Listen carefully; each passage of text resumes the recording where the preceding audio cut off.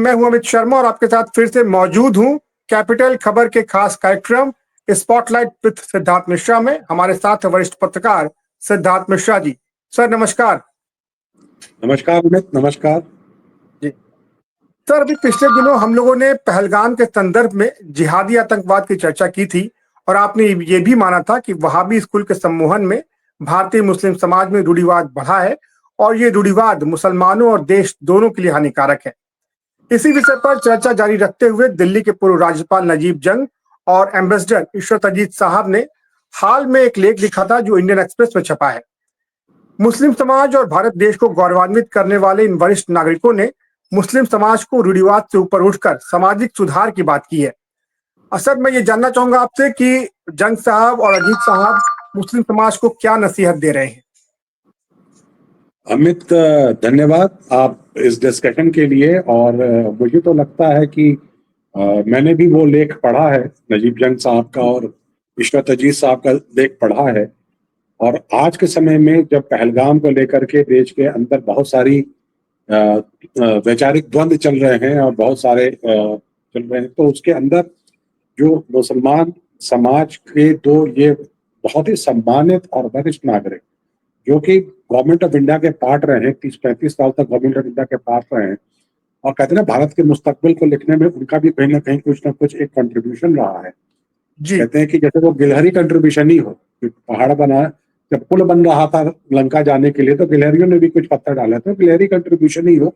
लेकिन एक कंट्रीब्यूशन रहा है। और इन लोगों ने जो बात कही है ये अपने आप में बहुत ही बड़ी बातें इन्होंने सामने रखी हैं और इन्होंने चीजों को बड़े एक पर्सपेक्टिव में रखा है। और जो मुस्लिम समाज से जो एक उन्होंने डिमांड रखा है, अपने समाज के सामने जो एक बात रखी है, वो अगर उस पर वो मैं कहते हैं बिना किसी वैमनस्य के, बिना किसी बायस के, अगर मुस्लिम समाज के जो सारे लीडरान हैं, लीडरशिप के लोग हैं, वो जो पॉलिटिकल लीडर्स हैं, जो उनके सोशल लीडर्स हैं, जो उनके एकेडमिक लीडर्स हैं, अगर वो उस लेख को पढ़ेंगे तो उसको पढ़ करके जरूर उनको एक बार इस बात का कहते हैं ना ये इतबार होगा, अंडरस्टैंडिंग होगी कि उनके साथ जो आज की स्थिति उनके समाज में जो पैदा हो रही है उसमें कहीं ना कहीं उनका भी कुछ कंट्रीब्यूशन रहा है। तो लेकिन एक बात तो मैं उस लेख में उन्होंने जो शुरुआत में बात कही है, उसने कहा है कि हिंदुस्तान में जो घटनाएं घट रही हैं और मुसलमान कम्युनिटी को लेकर के जो एक डिस्ट्रस्ट मिसट्रस्ट की जो एक स्थिति जो बनी है, उसके लिए उन्होंने एक बात तो ये कही है कि इस्लामोफोबिया, मुसलमान धर्म को लेकर के जो एक फोबिया जो है वो विश्व स्तर पर फैली हुई है और उसी का कहीं ना कहीं पार्ट हिंदुस्तान में भी दिख रहा है। ये इन्होंने कहा है कि ये एक डिफिकल्ट समय है मुसलमानों के लिए, और सिर्फ हिंदुस्तान के मुसलमानों के लिए नहीं, वर्ल्ड वाइड मुसलमानों के लिए ये डिफिकल्ट टाइम है, क्योंकि पूरा विश्व इस्लामोफोबिया के गिरफ्त में है। जो इस्लामोफोबिया का अगर हिंदी में हम तर्जुमा करें तो वो इस्लाम धर्म से डर की जो मनोस्थिति बन रही है उसको लेकर के, और वो हिंदुस्तान में भी है और उसको कुछ ना कुछ लोग हवा भी देते हैं, ये बात वो कहते हैं।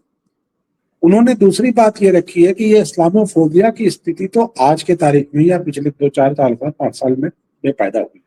लेकिन हमारा जो पोस्ट इंडिपेंडेंस का इतिहास जो है वो तो 75 साल का इतिहास है। और उस 75 साल के इतिहास में क्या हमें पीछे मुड़ करके देखना पड़ेगा कि हम लोगों ने इस इस्लामोफोबिया को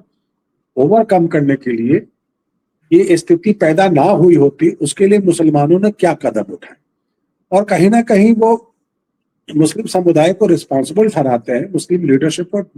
रिस्पॉन्सिबल ठहराते हैं कि आपने आगे बढ़ करके कई सोशल रिफॉर्म्स के कदम उठाने चाहिए थे जो आप लोगों ने नहीं उठाए। और आप लोगों ने, अगर सरकार ने वो कदम उठानी चाहिए तो आपने उसको एक कहते हैं कि माइनॉरिटी के जो है सो प्रोसिक्यूशन का मामला बना दिया कि भाई माइनॉरिटी वर्ग को सताया जा रहा है, दबाया जा रहा है, ये मामले बना करके आपने अपनी राजनीतिक रोटी सेकी, ये बात वो कहते हैं। और फिर उसके आगे कहते हैं कि उन्होंने कुछ 7-8 पॉइंट्स दिए, उन्होंने कुछ 7-8 पॉइंट्स दिए हैं जिन पॉइंट्स के अंदर उन्होंने बताया है कि ये समुदाय में क्या क्या रिफॉर्म्स के कदम इनको उठाने चाहिए, ये बातें उन्होंने कही हैं। और मैं इनफैक्ट उसमें जो उन्होंने पहली बात ये कही है उन्होंने कहा है कि मुस्लिम पर्सनल लॉ को और उन्होंने कहा है कि ये कदम मुसलमानों को खुद ही उठाना चाहिए, उन्हें जी सरकार को वेट नहीं करना चाहिए। सरकार तो कदम उठाएगी तो वो तो बदनाम होगी सरकार, ये कदम तो मुसलमान समुदाय को खुद ही उठाना चाहिए। और उसमें जो वो पहला जो सजेशन देते हैं वो कहते हैं कि मुस्लिम पर्सनल लॉ का रिफॉर्म कीजिए। सबसे बड़ी जरूरत मुस्लिम समाज में आज इक्वालिटी फॉर वुमेन की है, जो कि इक्वालिटी, और आप देख रहे हैं कि जिस इक्वालिटी फॉर वुमेन की लड़ाई भारतीय समाज में बहुत लंबी लड़ी जा रही है, और वो सभी सामुदायिक लीडर्स लड़ा है। हिंदू समाज से राजा राम मोहन राय ने लड़ा है, तो मुस्लिम वुमेन की एजुकेशन की लड़ाई, उनके सम्मान की लड़ाई, कहीं ना कहीं सर सैयद अहमद जिन्होंने अलीगढ़ को फॉर्म किया, उन्होंने भी ये लड़ाई लड़ी। तो जी वो तो कहते हैं कि पहला काम ये है कि मुस्लिम पर्सनल लॉ को रिफॉर्म करने की जरूरत है, जिसमें कि इक्वालिटी का जो एक कमी है उस मुस्लिम पर्सनल लॉ के अंदर, उस इक्वालिटी को, और जस्टिस, इक्वालिटी, ह्यूमन डिग्निटी, ये सारी जो जो ये इससे रिलेटेड जो कुछ इश्यूज हैं जिसको उठा करके जगह जगह ये जो कुछ ये जो आजकल जो टीवी पर आके बोलने का चस्का इन कुछ मौलवियों को, मुल्लाओं को लगा हुआ है, जो कि पता नहीं कितने कुरान के जानकार हैं, वो लोग जो कुछ उल्टी सीधी बातें कर जाते हैं, फिर उन्हीं की बातों को, उन्हीं के वक्तव्यों को उनके खिलाफ इस्तेमाल किया जाता है मुसलमान। तो वहां पर नजीब जंग साहब और इशरत अजीज साहब ये कह रहे हैं कि भाई आप अपने रिफॉर्म्स खुद कीजिए, जहां पर इक्वालिटी, सोसाइटी में इक्वालिटी की बात कीजिए, सोसाइटी में आप ह्यूमन डिग्निटी की बात कीजिए, और आप जस्टिस की बात कीजिए। और कहते हैं कि ये सारी चीजें कुरान में निहित है, इन चीजों को आपको करना पड़ेगा, करना चाहिए, और ऐसा करने से आपका ही भला होगा। फिर उसके बाद वो दूसरी बात जो उठाते हैं, वो बात उठाते हैं जो कि बहुत कंट्रोवर्शियल इशू है आज के तारीख में, इसको लेकर के पूरी देश की राजनीति चल रही है, और बड़ी हिम्मत वाली बात है। हमें पता है कि ना नजीब जंग साहब एस्टैब्लिशमेंट के आदमी है आज के तारीख में, ना इशरत अजीज साहब एस्टैब्लिशमेंट के आदमी है, लेकिन मैं ये भी कह सकता हूँ कि विपक्ष ऑपोजिशन के एक सिस्टम के भी आदमी नहीं है। उन्होंने एक बात और उठाई है, उन्होंने कहा है कि जो वक्फ के जो लॉज है उनको मॉडर्नाइज करने की आवश्यकता है। और उन्होंने इसके साथ ये कहा है कि वो इस एग्रीमेंट पे नहीं है कि जो सरकार जो वक्फ का कानून लाई है वो कानून अपने आप में सही कानून है, इस बात को मानने को तैयार नहीं है। वो कहते हैं कि इस कानून में बहुत सारी कमियां हैं, उसको ठीक करने की जरूरत है, लेकिन वो ये भी बताते हैं कि जो वक्फ का जो सैकड़ों साल पुराना कानून जो है वो प्री इंडस्ट्रियल एरा का कानून है, वो एक एग्रेरियन, जो कहते हैं ना, जो खेती बाड़ी की इकोनॉमी के संदर्भ में बनाया गया एक कानून है। और आज के तारीख में जब हम अर्बनाइजेशन की ओर जा रहे हैं, शहरीकरण की तरफ जा रहे हैं, और हम इंडस्ट्रियलाइजेशन की तरफ जा रहे हैं, तो उस समय जरूरत है कि ये जो एसेट्स हैं, इन एसेट्स को लिक्विडेट किया जाए, और लिक्विडेट करने के बाद इससे जो आमद है, जो आमदनी है, उसको मुस्लिम समाज के ही बढ़ोतरी के लिए यूज किया जाए, और मुस्लिम समाज की बढ़ोतरी के लिए यूज किया जाए, और देश की बढ़ोतरी के लिए यूज किया जाए। ये उनका एक्सप्लेनेशन वक्फ वक्फ लॉ के ऊपर है। फिर वो एक आगे बात कहते हैं कि जो रिजर्वेशन जो मुसलमानों में आजकल चला हुआ है कि माइनॉरिटी रिजर्वेशन का बहुत बड़ा इशू है, हर एक इलेक्शन में वो ये एक इशू बन करके सामने आता है। वो कहते हैं कि मुसलमानों को बहुत जरूरत है कि वो पढ़ाई लिखाई करें,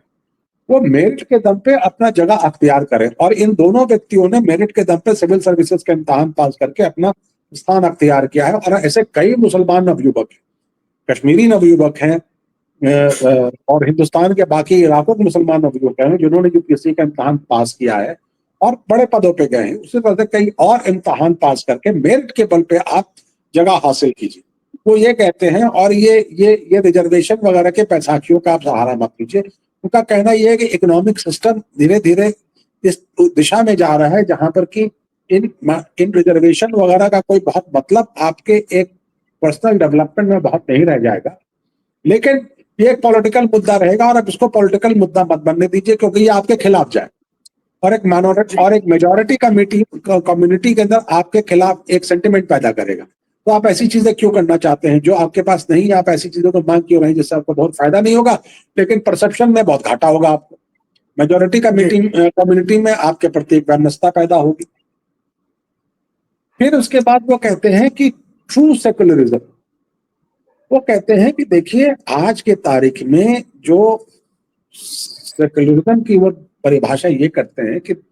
जो मुस्लिम राजनेता जो हैं जो मुस्लिम कम्युनिटी से जो पॉलिटिकल लीडर्स आते हैं उनके लिए बहुत बहुत जरूरी है कि वो रिलीजन और पॉलिटिक्स को अलग रखें।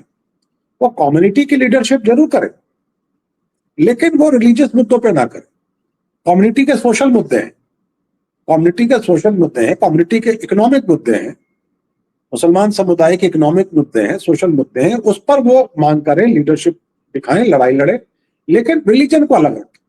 ये बात ये कहते हैं, जो कि बहुत आसानी से मुसलमान लीडरों के गले तले नहीं उतरने वाली है ये बात, लेकिन वो इस बात को रखते हैं और मैं इस बात की उनको दाद देता हूं कि उन्होंने ये हिम्मत दिखाई है इस बात को रखने के लिए। उसके बाद ये कहते हैं कि जो है सो कि जो वो इतना तक कहते हैं कि जो हज का जो सब्सिडी जो था, जो हटाया गया है,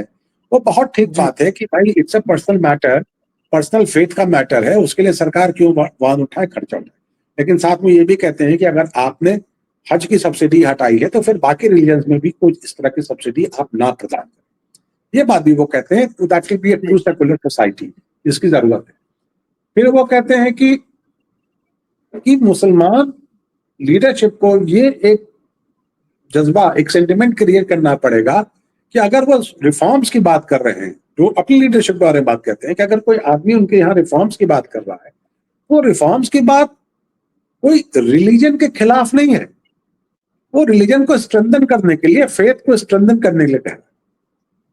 और ये बहुत अच्छी बात है कि आप देखिए, रिलीजन जो है आदमी के फेथ को स्ट्रेंथन करने के लिए, to make it makes you into a better human being,